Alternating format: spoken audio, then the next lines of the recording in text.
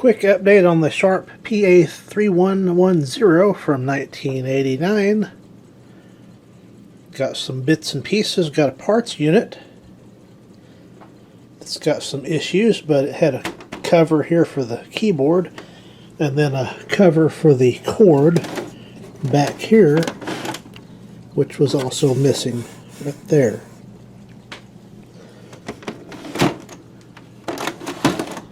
I am pretty sure back when my late grandmother was using this to type up recipes, which those recipes we still use to this day, she accidentally threw away those covers.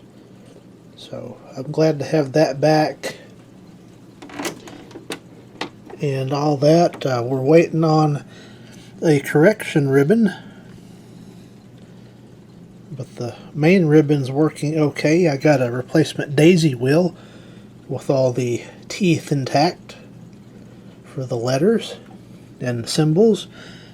Kind of cleaned it up a little bit. I'm thinking I need to maybe put a little bit of lithium grease on that track there. Looks like that's a wear spot, a rub zone, and make sure that slides back and forth easily.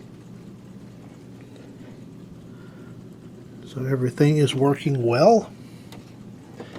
I did take some Novus and clean it up real well. Not perfect, but much better than it was. I also swapped out this top cover here. It just pops off. My original one had quite a bit of damage to it, little dings and dents in it, and that one's in much better shape. So not only is it almost 100% mechanically working, it's pretty well cosmetically in good shape again. So next update,